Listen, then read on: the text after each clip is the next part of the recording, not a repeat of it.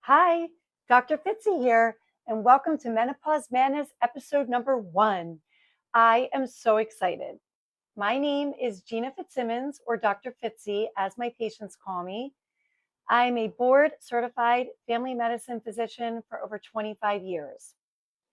Throughout my years in practice, I have had the great pleasure of helping many women navigate through these challenging, if not maddening times, as well as living through it myself. I like to compare menopause to marbles, socks, and mind because at any given time, I feel like I might be losing all three. Are you losing your marbles? Do you think you lost your mind? It's like that sock gone missing for the 20,000th time. All of this and more may mean one single thing. Menopause is here and madness does it bring. So I'd like to introduce you to Martha. Martha Menopause. Say hello, Martha. Martha's the prototype of what I feel like I sometimes, if not always, seem to look like. A bit disheveled and, well, not quite right. Anyway, Martha will join us toward the end with a couple of tips of the week. In the meantime, my goal is to help teach some tidbits about menopause from A to Z, interspersing with rhyme here and there, because in all things that are challenging in life, humor can make it a bit easier. After all, laughter is the best medicine. And when in doubt, seek your doctor out. My advice is not meant to replace that of your own personal physician. So, on with the letter A for angst, anger, annoyance, attention, anxiety. All of these things you may feel in the course of a day. I know I do. Why is that? This is because our estrogen is walking out the door. A lifelong friend we grew to love isn't anymore. Serotonin, dopamine are following in suit. And with these levels dropping, what does it mean for you? Cortisol, a stress hormone, this one starts to rise, affecting oh so many things, from sleep to weight to cries. So let's talk a little bit more about these hormones. Serotonin and dopamine are what we call our happy hormones. They are also neurotransmitters, which simply means that they help to relay signals between our brain cells. I'm going to use these rocks to represent serotonin and dopamine. So I call this my happy rock project, just as an aside. I go down to the creek, pick some rocks, and paint them with these smiley faces. And then I like to give them out to patients, to family or friends who may be in need of an act of kindness that day or simply a smile. And I can tell you it brings a smile to my face as well. So, serotonin, this is a hormone involved with our mood.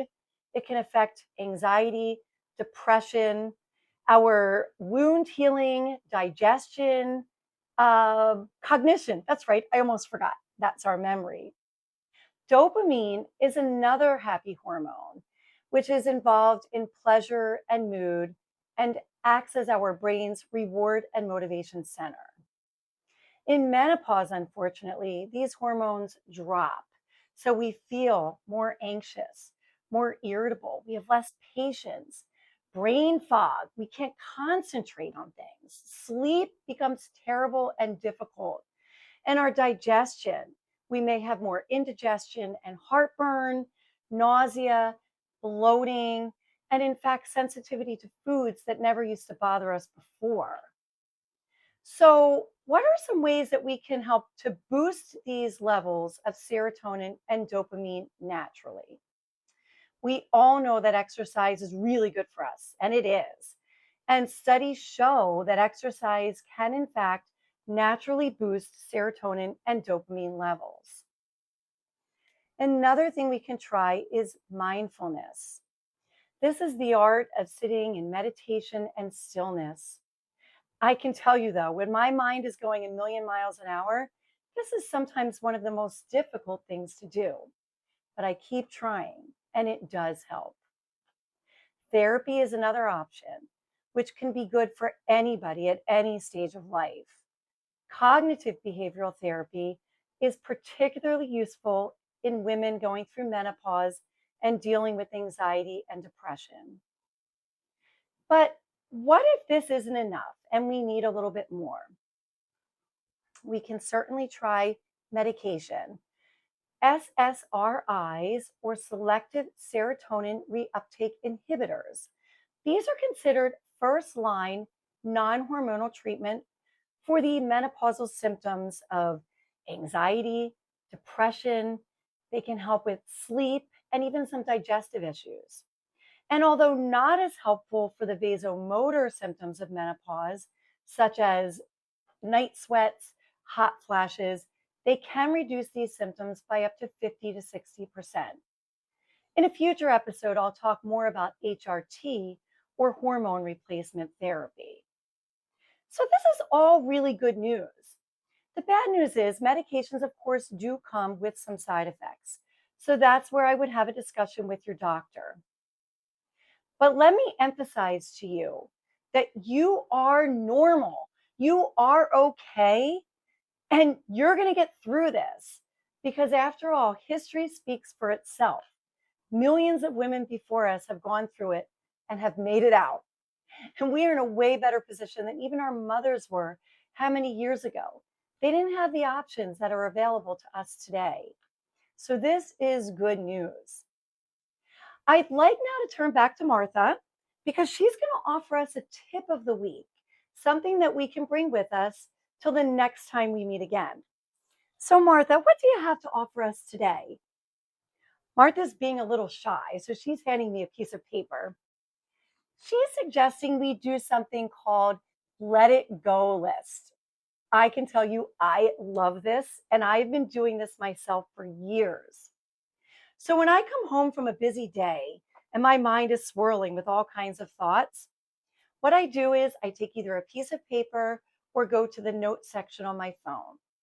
I simply write down a few words of things that I want to release from my brain so that I can enjoy a more peaceful and relaxing evening.